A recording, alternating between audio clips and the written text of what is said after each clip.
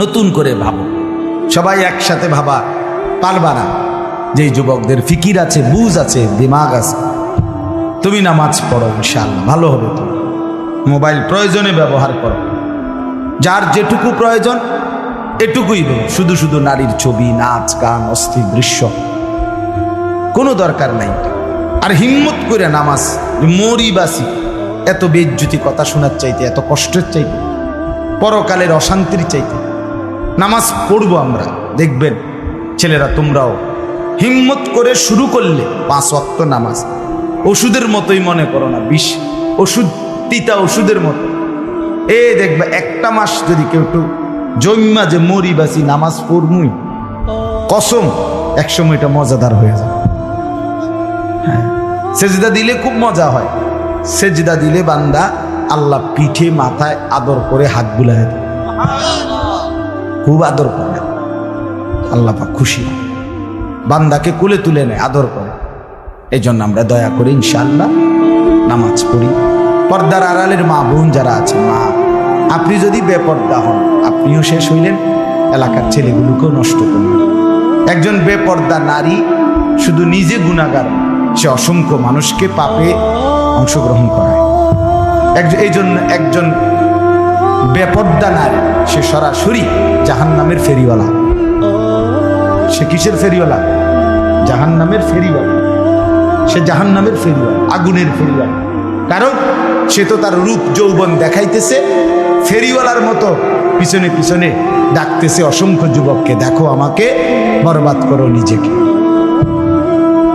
বরবাদ করো নিজের চরিত্র, বরবাদ করো নিজের কবর, বরবাদ করো নিজের আখিরাত। তাহলে সে গুনাহের ফেরিওয়ালা, সে জাহান্নামের ফেরিওয়ালা,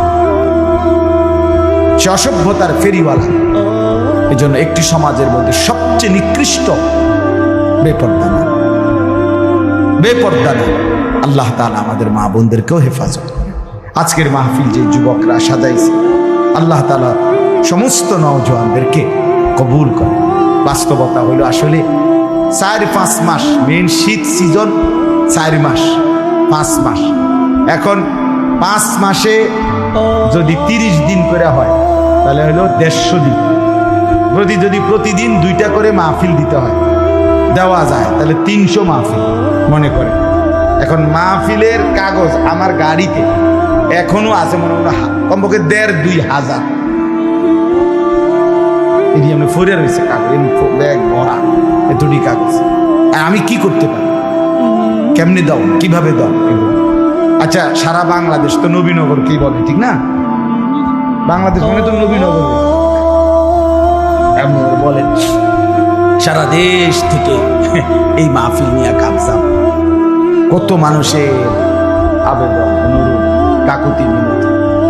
এরপরও আমাদের এই মুফতি বেলায়েতুল্লাহ সাহেব এবং আমাদের এই নবীনগর এসআর মসজিদের ইমাম মকবুল ভাই, মৌলানা মকবুল সাহেব, এরা সবচেয়ে বেশি মাহফিলেই কম না। আলহামদুলিল্লাহ, আমি চেষ্টা করছি, ওনাদেরকে অনেকগুলো মাহফিল দিচ্ছি, আরও দেওয়ার ফিকির আছে, কিন্তু আসলে সময় একদমই অল্প। মূলত খুব বেশি ডেট নাই, কুলাম যায়, এই জন্য এই সময় দিতে হচ্ছে। ওই ভাই ইমাম সাহেব অনেক অনুরোধ করছে, আমারও মনে আছে, ওখানে বারবার বেশি অনুরোধ করছে। এই জন্য যাক, আল্লাহর দয়া আশা হয়েছে। আমি আপনাদের জন্য দোয়া করি, আপনারাও আমার জন্য দোয়া করবেন। আল্লাহ তাআলা আমাদের সবাইকে মিলেমিশে দ্বীনের কাজে অংশগ্রহণ করার তৌফিক দান করেন। আমিন।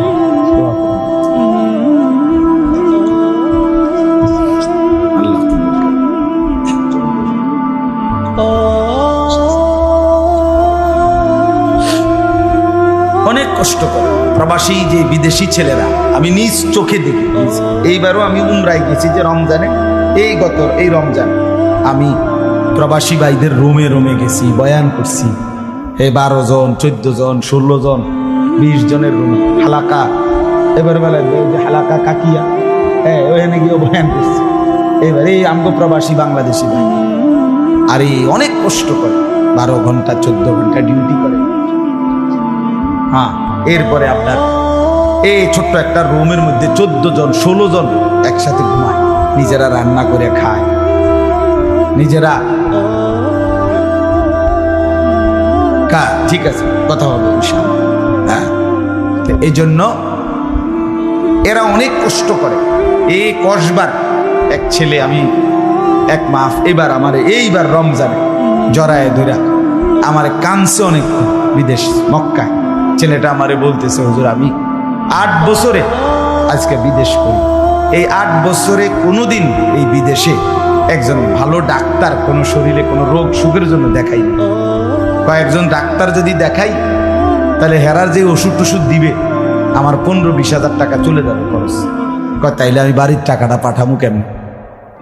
কয় এই জন্য ব্যথা বেদনার একটা ট্যাবলেট খাইয়া কইরা থাকি হুজুর, আরে কলজার মধ্যে জমাইয়া টাকাগুলো সব বাড়ি পাঠাই। ছেলেটা আমারে খুব কাঁদছে, আমার পোলাটার কথা মনে হয়।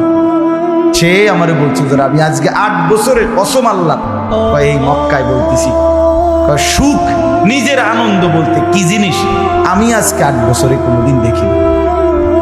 সবটা দিয়ে দিছি পরিবারের জন্য, মানে বাড়িতে শুধু কোনো রকম মানবেতর কোনো রকম মানে কোনো রকম জিন্দিগিটা কাটাই, বিদেশে পড়ে আছি আমি।